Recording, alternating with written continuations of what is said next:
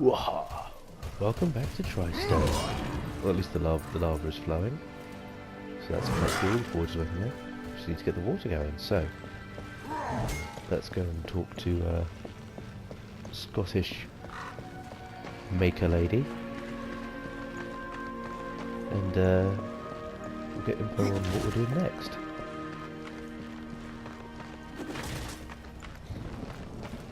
Oh, talk. Horseman! The fire of the mountain flows again. Yes, freed by my hand. And Khan's. Karn? That pup? Why, he hasn't a clue. And yet, the forge burns once more. You know what awaits you, Rider. To finish this, you must restore the tears. I'm not your errand boy, Maker. Aye, but our fates are now yoked. Help us, and we will help you. In the meantime, take this. It might be of use.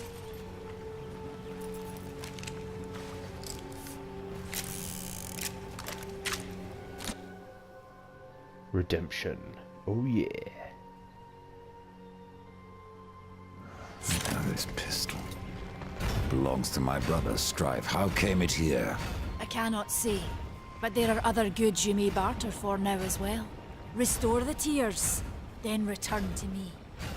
Well, we're not going to barter for anything because we just... You said there were two things that powered your forge, fire and tears. Yes, fire to wake the earth and tears to calm it. Both gifts of the Stone Father.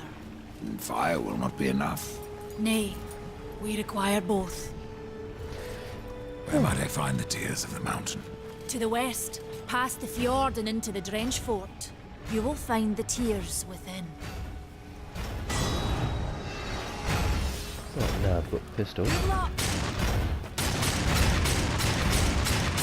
Shoot randomly because everyone must die, for I am death. Dun dun dun dun.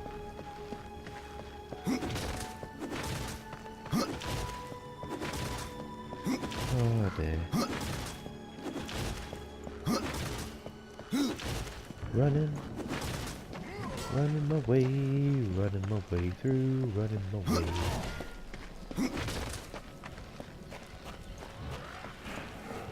Oh dear.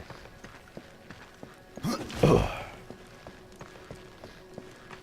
So that's like one of the 3 dungeons that I need to do here finished now. Now we're on to number 2.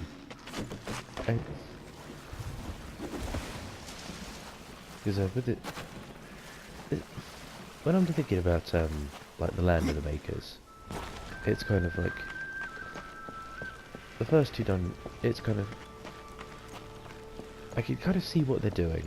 It's like, okay, you need to do the first 2 dungeons so you can get into the 3rd dungeon, in which you can basically unlock, you know, a giant robot that can get you through into the finale. Sorry, into the final boss and then into the tree. It's ready to see the game of it. I'll rest a bit.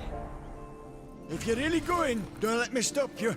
Exploring's a wondrous thing. You never know what you might find. For instance, should a bit of armor turn up, it's likely some I misplaced some years back. If you can find it, I'll be in your debt. What can you tell me about the tears of the mountain? The Drenchfort lies just beyond this barrier. It was the first thing taken by corruption. We sealed the Stonefather's tears inside, fearing what would happen if they spread. If I do as Alia asks, you'll soon find out. Aye, and the realm will be better for it. Whether pure as rain or black as sin, the tears will end this stalemate. It's odd how I often find you standing. Without the Tree of Life, Horseman, I'm trapped here just like you. A fortunate few slipped out before the tree was lost, like Ulthane.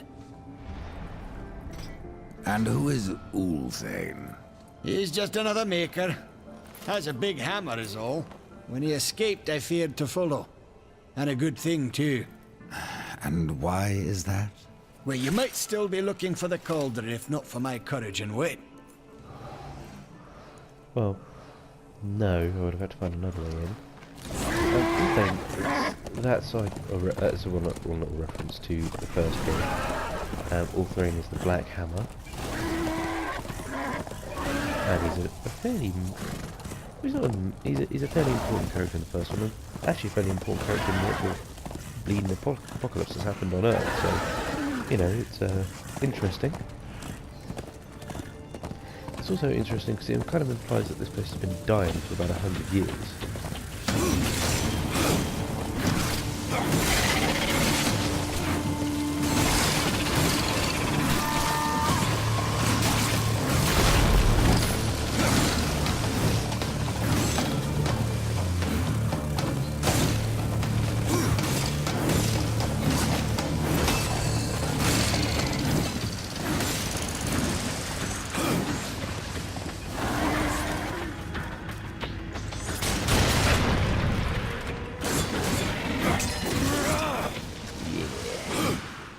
Slash that bastard.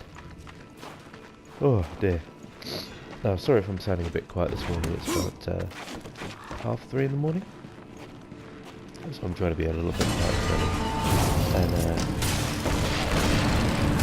virus on the token is just kind of like I'm a little bit tired because I'm sleeping.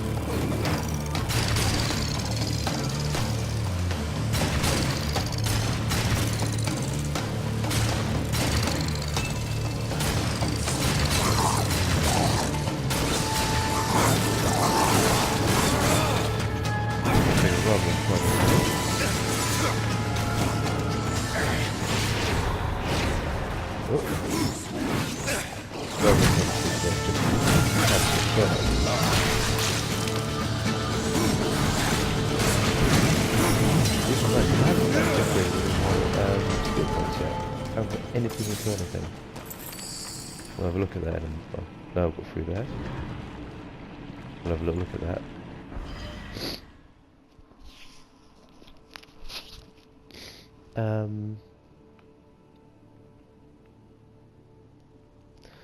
Let's go with Necromancer. Summoning the dead to fight for me is always fun.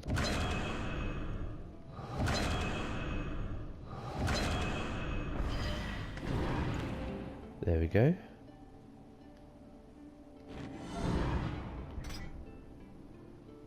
Let's put that to there, just so we can do quick summons and all that.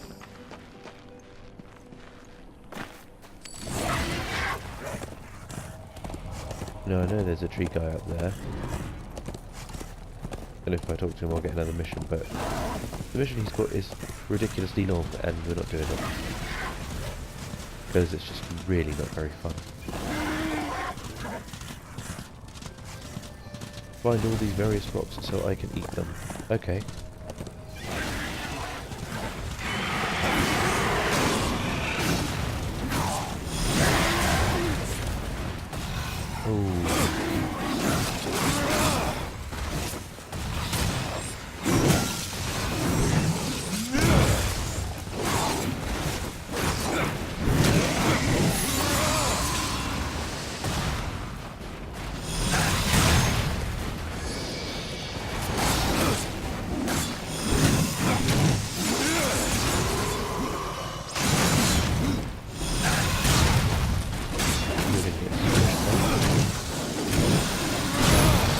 Just like that. You've been knocking me off my horse.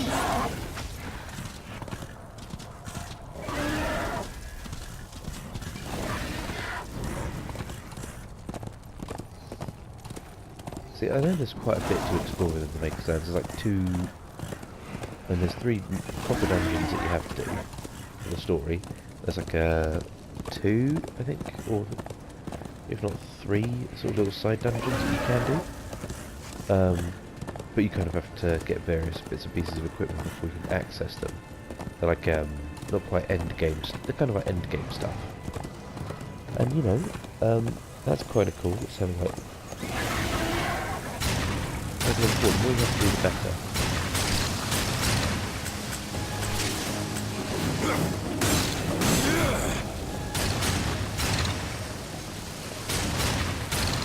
Shoot the birds. Good bird.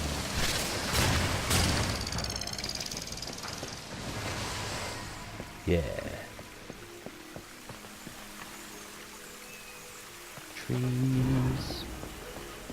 Trees in the ruins. Da-na-na-na.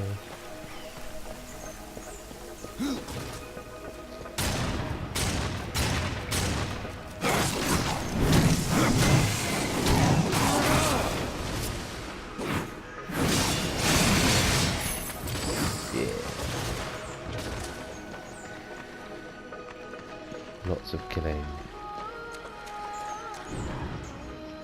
Not this side, is it? It's the other side.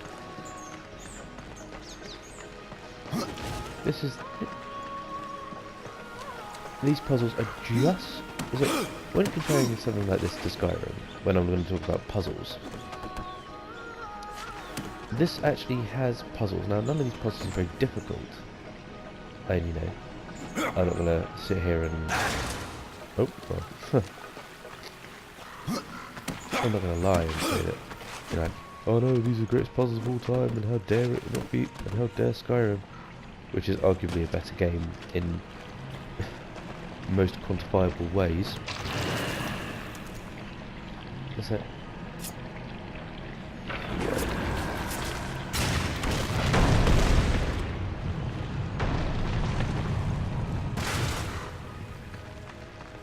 But yeah, at least this game has puzzles that feel like puzzles. And this was not much of a puzzle. You know, throw the bomb on the ball, blow up the bomb, so the ball comes out. It's not exactly a puzzle, but it feels more like a puzzle that match up the different shapes. And that's predominantly what we got in Skyrim. Or find the lever that opens the door. Those aren't puzzles, to my mind. It's, I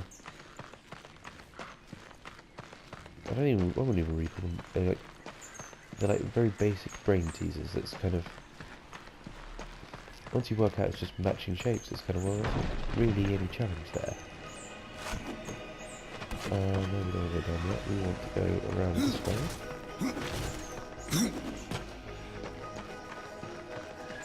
Now, this is one... No, I've played this game several times. I've done many playthroughs. And I never remember how this dungeon works. I never do.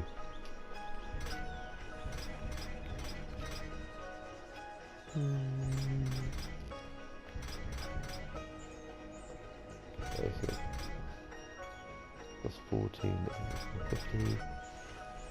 2. We'll stick with what we've got. I like the idea of shock damage.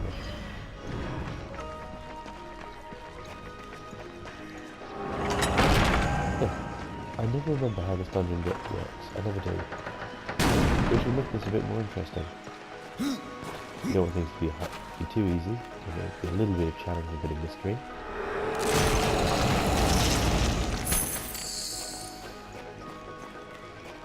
So just about remember the boss at the end.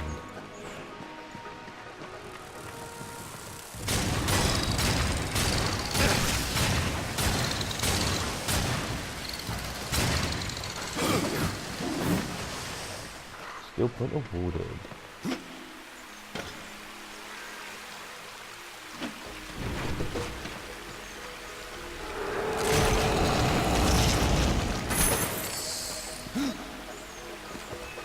One thing that I have noticed with Death as a character while playing through this is Death is a cocky prick. He is. He's giving it all out. He's like you know when you've got like a friend who you got a friend who's like, yeah, he works like a rubbishy job. He's like working like a checkout in Tesco. And he thinks he's all that because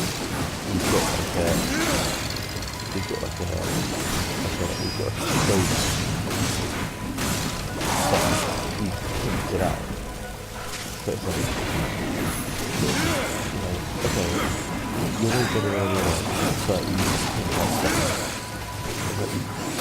So you're doing all that sort of bad chat. Yeah, I'm brilliant. This is me. Definitely no better than anyone else who bumped into so far. But the way he checked, but it's like really cool. Yeah.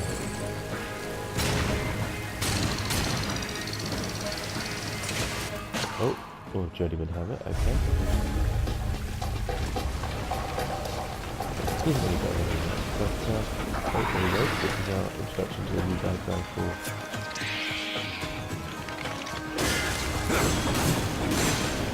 now. I'm not really cool with anything.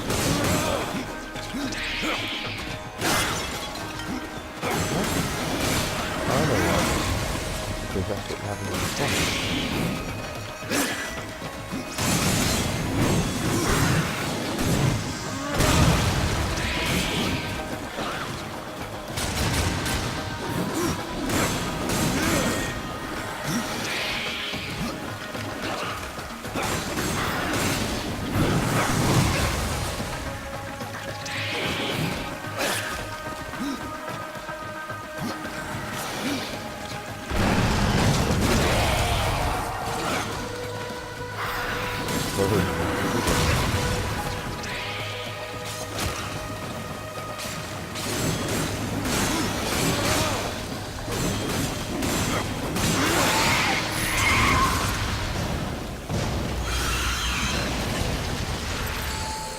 This is what happens when you summon the dead, because they wouldn't get rid of people. Do I regret putting any points into raising the dead? Probably a little bit now.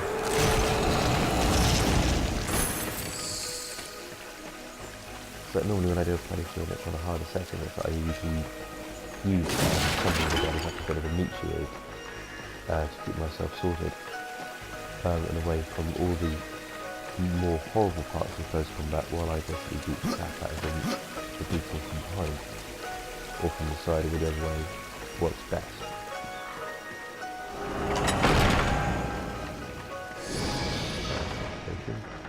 Heal out there.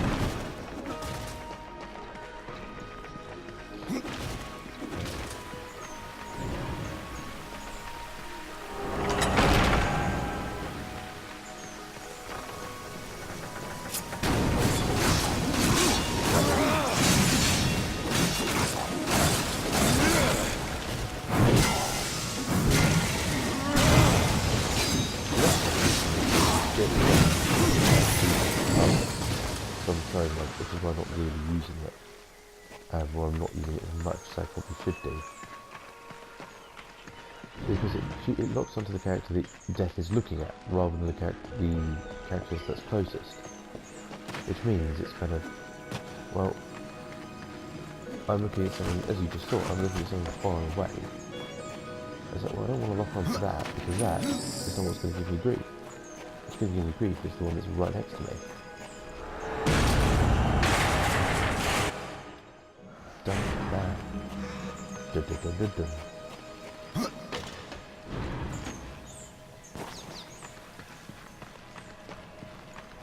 Now, this puzzle I vaguely remember. Not because it's hard, it's because it's annoying.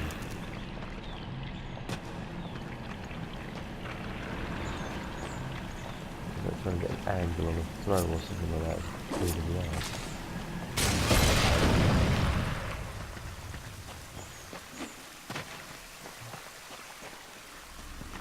Now,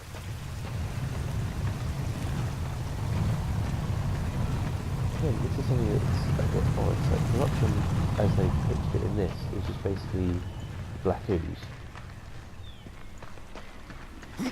And, okay, I can see where you're going with that. It's cool to look at, but it's a bit...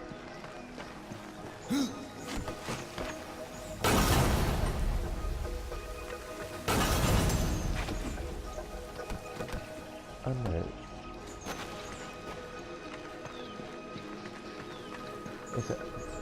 It feels like if you're going to do something with it, there's more you can do. I think with corruption before it's just like, no, it's just black ooze more stuff. You talk about like venom from the Spider-Man comics and the soon-to-come-out Venom movie. Which turns out, I have to say, I do like the look of the trailer. I'm not sure if I'm really keen on seeing it though, because it's kind of, if they're going to do Venom, I want them to do it properly, and I just don't think they will. That's my, that is my issue with all of it.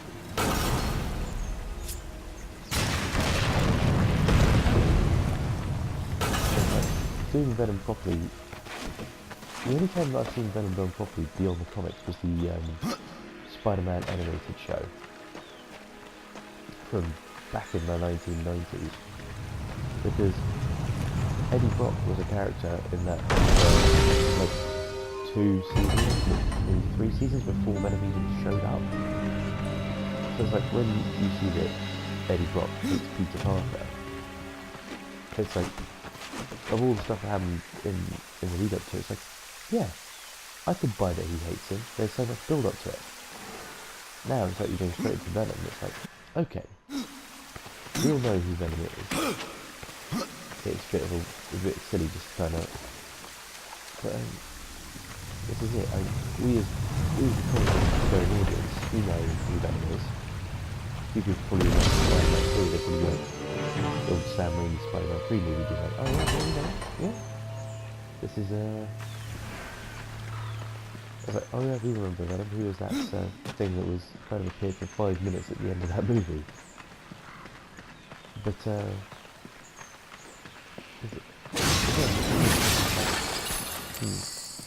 if they do it properly, I'll be happy. But I don't think they're just trying to pitch it as him being his entirely own thing.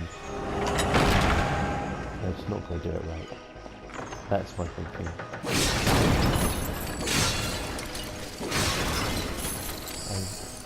This is kind of like the problem with doing films. If you're doing like a TV show, like a Netflix show,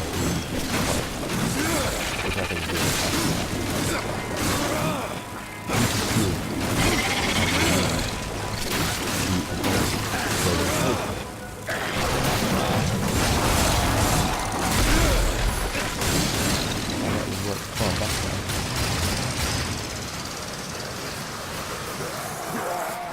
and give you a far better sort of final product, I feel, than what you're kind of getting.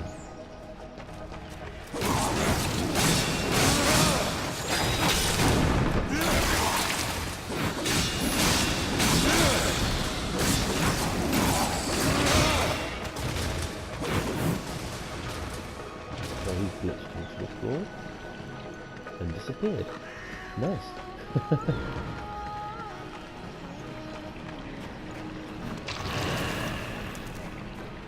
That makes my life easier to get around.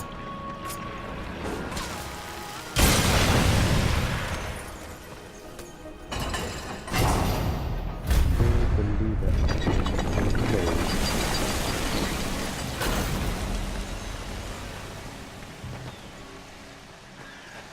Now that way goes back over there, which is pretty cool.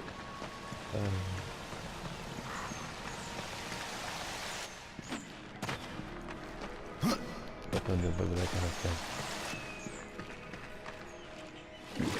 Into the water.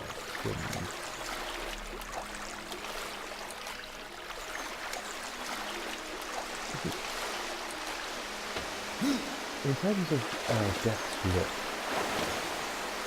in this game, Death looks like a bloke. He looks like a normal bloke. He's wearing a mask. Now, I'm okay with that. Again, because we're very well the Darksiders world is that Death is just kind of his nickname, rather than more well, it is his actual name, but it's just kind of, this is where he evolved from. Where am I going? Where am I going? I'm going back up that way, aren't I?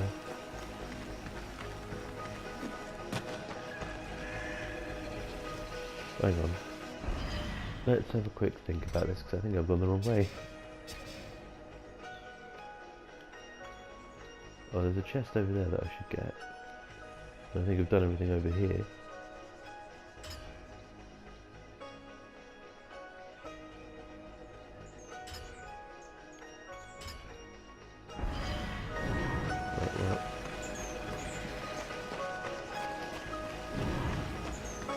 I put out the water too early, that's my problem.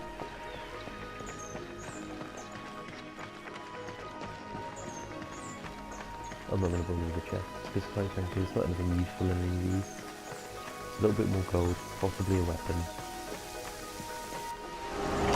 Which at the rate this game gives you weapons, it's kind of could be no real use.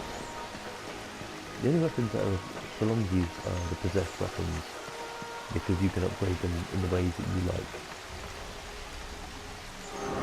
Even then, it's kind of, like I was saying in the last bit, I prefer having, you know, this is my sword that I have upgraded. It is just the one sword.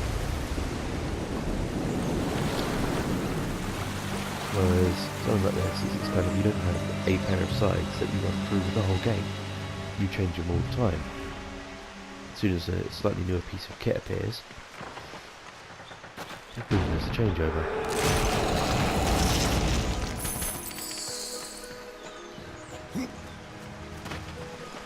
Let's go down into the water. And I think it's a nice thing that Death doesn't have to breathe underwater. It sounds a silly thing to say, I know, but it's just like, I don't care about breathing underwater. Obviously in the real world I do.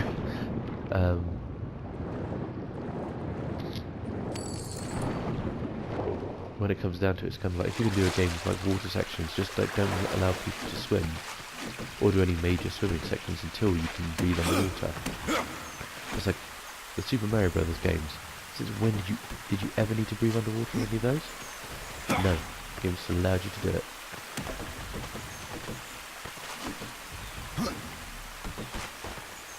Ah! Embarrassing. Right, we'll try that again.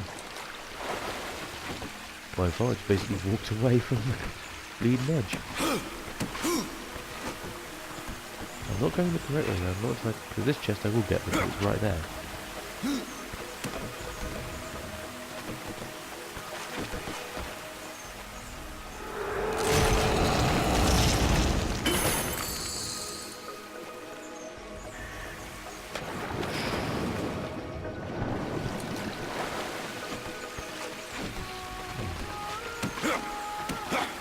What? Oh, my fault again.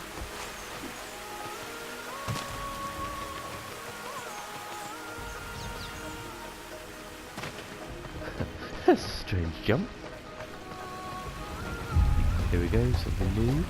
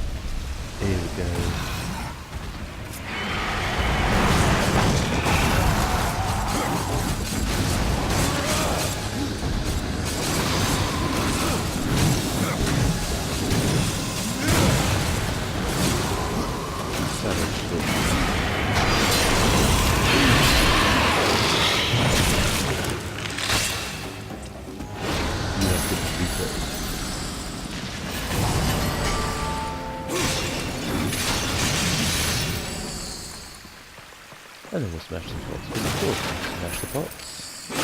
Smash the crates. little boatman tokens. This is where I need to be. Actually, was there anything over here? No.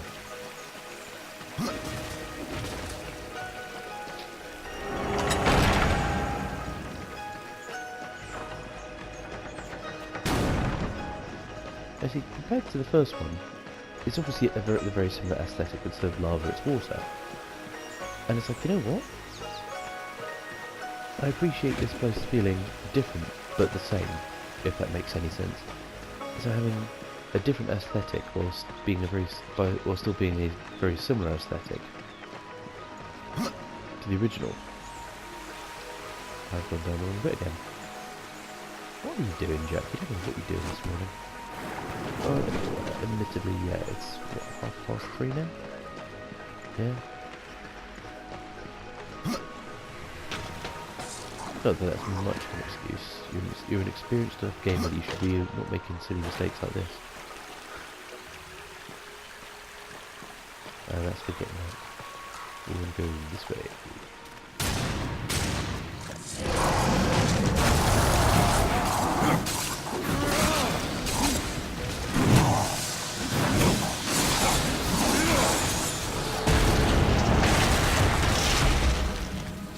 They patiently wait for death to pull out the key, which is nice of them.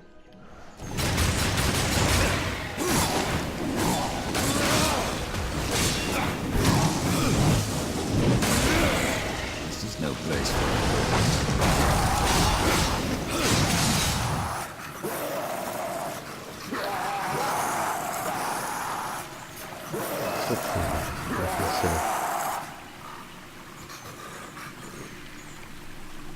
Oh, there's a token up there.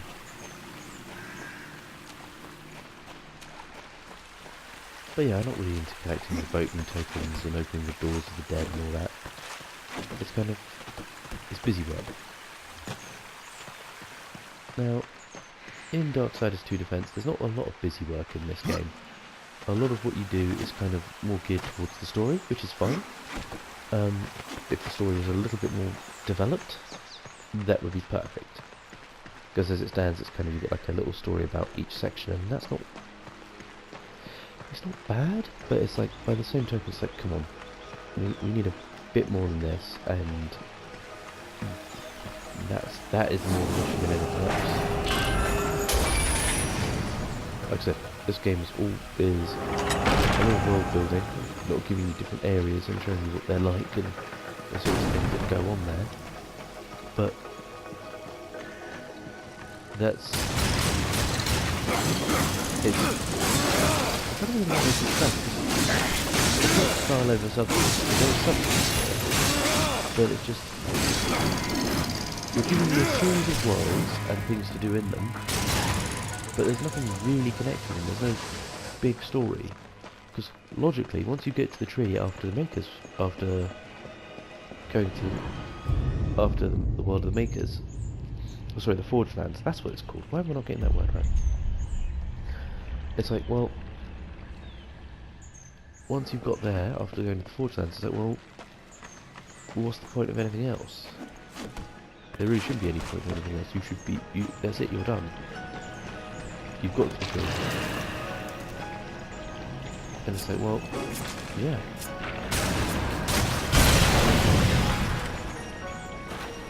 I don't need to do anything else. The Forged Lands are this is it.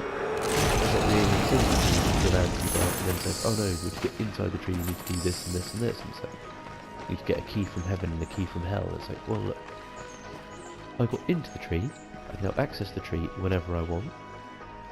I don't need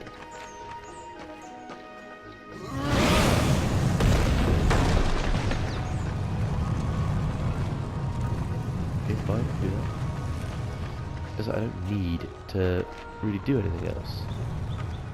But the game basically says, no, you need to do it. And like I said, for no real reason. There's nothing in any of these places that means you have to do it. Not when logic can say, well look, I've got to the tree, so So, oh no, there's a door with a lock on it. Okay, well,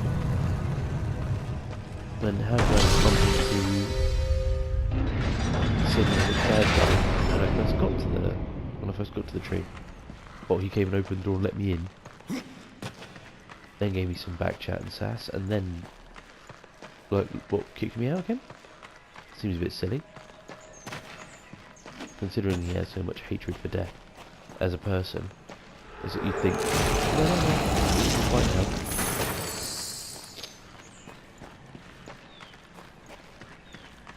And that was also meant to be our introduction to the bad guy for the final bad guy, and he doesn't appear to do anything else. And they talk about him being. Well, we'll talk about him when we get to him.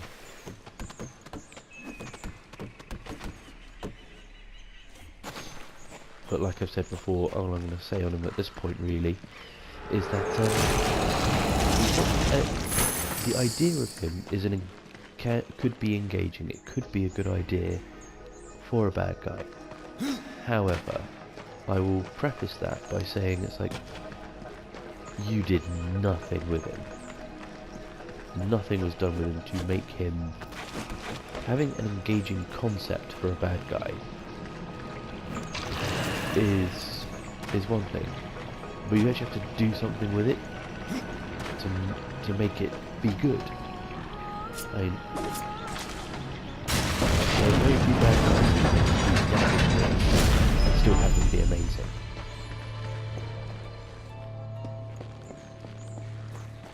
In fact, I don't think I can think of any bad guys in any movie or any form of media. In fact, it's kind of that you need to do something with them, whether it's an actor or, you know, the story itself, whatever it is.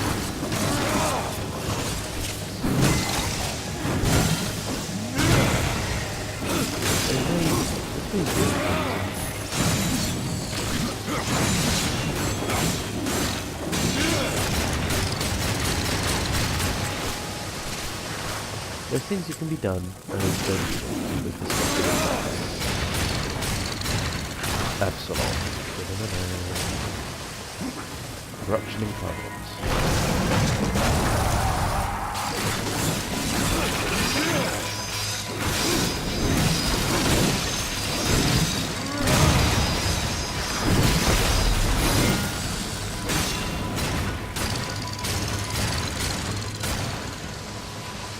It's a shame you can't upgrade the gun.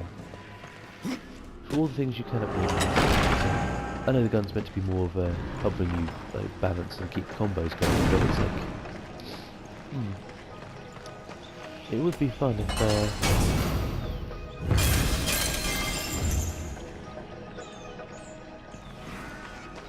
oh god, no, this is one I remember. Because, oh crap.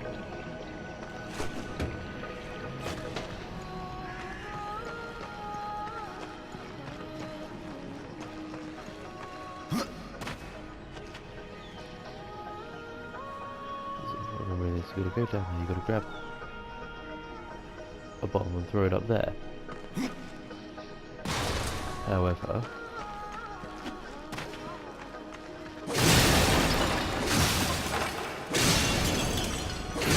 problem with grabbing a bomb and throwing it up there is that it's such an awkward angle.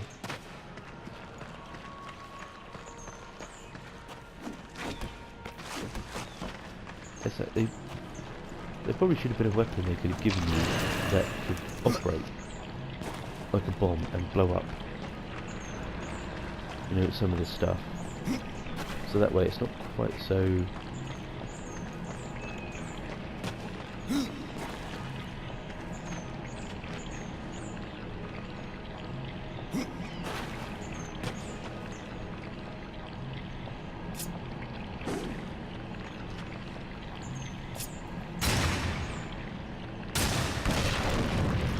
See? Didn't do a thing.